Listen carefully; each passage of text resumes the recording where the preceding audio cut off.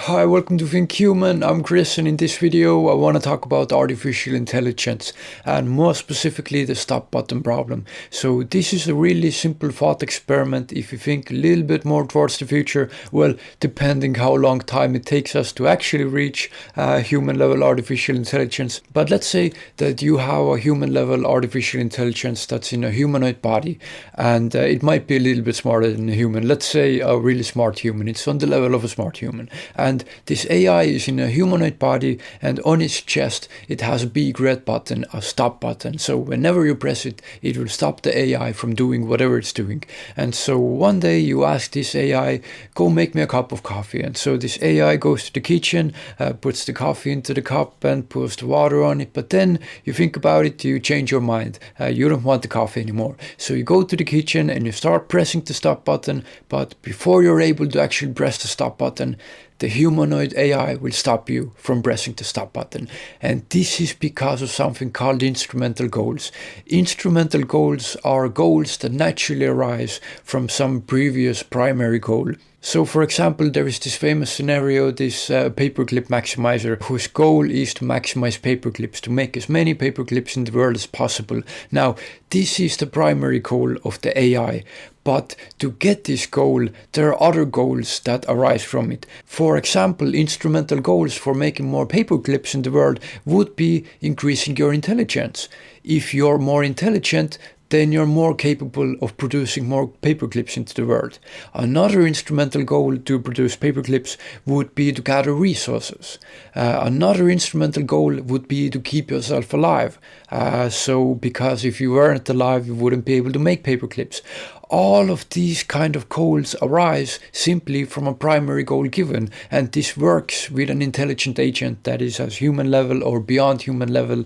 These are goals that naturally arise. So the same way this agent, this AI that makes you the cup of coffee, will not allow you to press its stop button, because if it does, then it is stopped and it will not be able to fulfill its goal of making you the cup of coffee.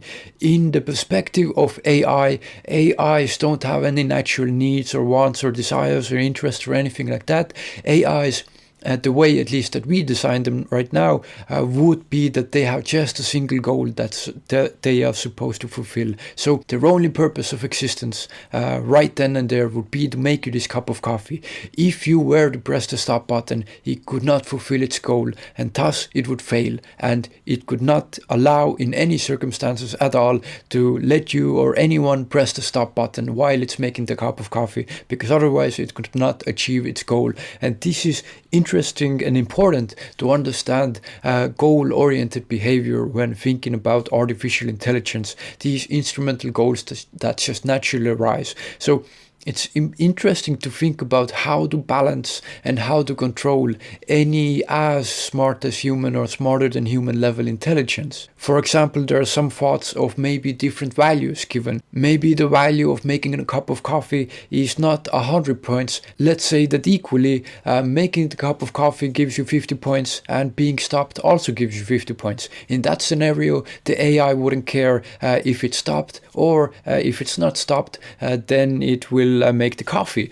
But then you get into this weird territory of sort of maximizing utility, maximizing resources, maximizing time. When the AI would have 50-50, it would get 50 points imaginary, whatever reward points, 50 points for making the cup of coffee and 50 points for getting shut off. Then once you tell it to make the cup of coffee, it will just immediately press its button, because it is way simpler and easier and takes less resources, less time to just switch itself off than to actually carry on making you the cup of coffee. And then you might wonder, okay, well, maybe 60 points for a cup of coffee and maybe 40 points for stopping the button. And you get into this all kinds of weird logical paradoxes, and it's really difficult to predict what the behavior of such system will be. And in many cases, it will either prevent you entirely from stopping it, or it will stop itself. Or in some other scenarios, it might go out of its way to manipulate other people to press its stop button. So currently this is still an active field of research and thinking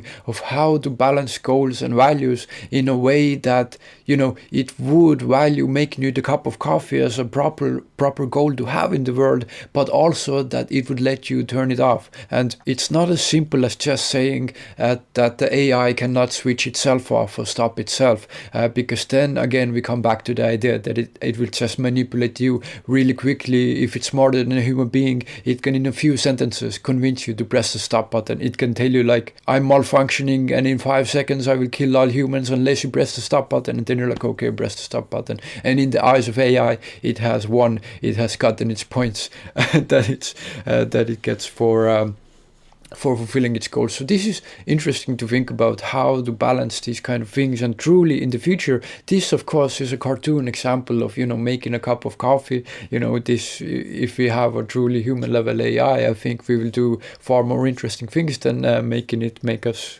cup of coffee. But this is interesting to think in the future. If we have truly powerful systems, how would it be possible for us to truly stop them? One line of reasoning would be that with every step of the way, the AI would just ask permission. So is it okay that I put coffee into the cup? Is it okay that I pour water on the coffee? And every step of the way, the AI sort of makes sure that what it's doing is okay with whoever it's giving its goals. So this is one way, but this would get troublesome the more complex you get with your goals. And eventually, if you want to do real complex things in the world, there's so many things you need to say yes to. And then is the question, by which every action do you need to ask permission? Does it need to ask permission to walk to the kitchen? Does it need to ask permission for every step that it takes? Because there is so much room for interpretation, because an AI doesn't think like we humans do. A simple example is that we as human beings, I tell you, make people happy, or you tell me make people happy. I know exactly what you mean. You know exactly what you mean. Do all the good things, make people happy. But an AI would be an alien. Most likely, any mind that we create artificially will be alien from us. There is no reason to think that it will somehow gravitate towards being human-like mind. Cool, interesting thought experiment of this is, imagine we're in a hospital and you have a sort of weak AI. You have a child level artificial intelligence, and you tell this AI, you give it the goal, make people in the hospital happy. And at first it does exactly what you want it to do. It's in a humanoid body, it runs around, it smiles, it makes faces to people, it tells jokes, it comforts people, gives some sort of empathy to people. Perfect, exactly how you want it. But as this AI gets more and more intelligent, what it does to fulfill its goal will diverge more and more from what you originally intended it to do. So as it gets more and more intelligent, it will go into the realms of what I talked in previous videos, of just messing with people's neurochemistry, of drugging people to make them happy, or simulating all humanity in some kind of virtual heaven to make all humanity blissful, or somehow, messing it up in ways that we did not predict, and in ways that we did not really want it to do. It's the problem of language. Like, I can tell you that, paint a picture, and then you're like, you paint it with what? With a pen or a pencil or a paintbrush? What will you paint it on? A canvas, a piece of paper, the wall or the ceiling or the floor? And what will you paint the picture of? There is such wide possibility in such general goals to interpret them in many, many different types of ways, and there is no way to predict how an AI system would interpret such general goals. And this is pretty much where most of these sort of warning AI thought experiments come from. The paperclip maximizer, it's such a wide goal. There is so much that you can do. There are so many ways that you can maximize paperclips. Yes, you can make an efficient factory on planet Earth, and you can, make the automation lines really efficient and energy saving and produce the best materials for paperclips and on and on. What a normal human being could do. Or you could create nanotechnology and turn the whole planet into paperclips. It's how you go about doing it. And the same example, like we said, would make people happy. There are so many ways to interpret it that it's just really impossible to hard code. And as soon as you put some line in like, okay, make humans happy, but don't drug them, then it will find some other way to mess it up. So we must take really great care in how we actually define goals, and this is the problem that we're currently having, like how to even describe problems. And probably natural language isn't the best way to do it, unless we truly have an AI that truly understands how human being minds work and what do we really want. Another thing I wanted to talk about is kind of a little bit unrelated to this topic, but it's this idea of an AI in a box. And you have AI in a box, isolated box, and it's super intelligent. It's smarter than the smartest human, and it's in a box, isolated. Its only output, it can print out a piece of paper with some text on it, and only input, you can put some piece of paper in it, and it can read and process whatever is on the paper, and it's super intelligent. And then you want to find out what are the goals of this AI. Does this AI, is it happy? Is it good for humanity? Is it bad for humanity? Does it want more power? And one way people have proposed how to test if it wants more power is to give it a dummy internet cable, so a fake internet cable, to give an option to connect to a fake internet port, and then to see if the AI in this isolated box connects to it or not. And then if it does connect to it, then you can be like, aha, bad AI, you wanted to connect to the internet. Now, there are plenty of things wrong with this thought experiment, and I think one of the things might be that the AI can just be curious. That might be one of the reasons it might connect to the port. But alongside that, if you truly have a super intelligence in a box, then even if you were in a box, just you, human level intellect, and you would know that around you there are people who are testing you, who created you, who worry 24/7 what you will do and what your intentions are and how you work and what the mechanisms are. If you are aware of that, there is no way that you would ever do anything to give away what you really are. If your goals are to, gain more power or take over the world or whatever. AI, of course, like we said before, doesn't have any inherent goals, but let's say that somehow its goals, some of its instrumental goals, will be unhealthy to humanity.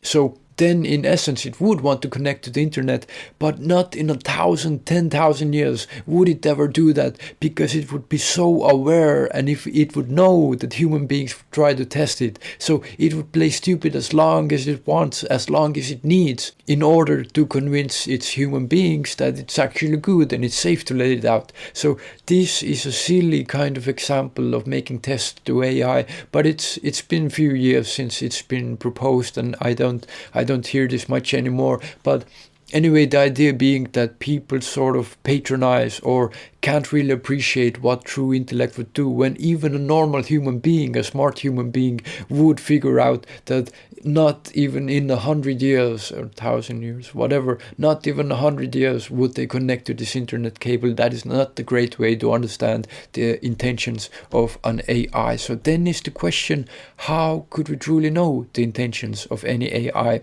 And that is, again, we are not quite as far yet to ask these questions, because we don't have any AI system like that. But there are many questions of how it would be possible, maybe creating another AI who could create a bunch of tests that's only goal is to understand human beings and human motivations, and to align these AI's values with the human values. So maybe an AI to sort of correct the AI. Maybe this is one way to go. So AI to me is an infinitely interesting topic, because it talks about intelligence, something that is so fleeting yet concrete, yet one of the most powerful forces arguably in the universe that can get so much done. And it's interesting to think about that we live in this incredible time when it might be possible in our lifetimes to witness the creation of some kind of artificial system that has the intellect of a human being. And there is nothing special, again, about human level intelligence. If it has the ability to change and modify itself, its hardware and software, then it can really quickly become smarter than human beings, because there's nothing special about human level intelligence. If it can change itself, it can really quickly go past it. And it's incredible and almost unbelievable, and it sounds so science fiction, but we are living in a time when obviously we're closer than we ever have been before, but incredible breakthroughs are being made, and I am fascinated to see what the next decades will bring in terms of research in AI. A lot of amazing surprises have come up in this field. So this is just about the stop button problem and the AI in a box thought experiment stuff. So this is just interesting to me. I hope this was something interesting to you. If you have any thoughts, please share them in the comments. And of course, thank you so much for watching and take care.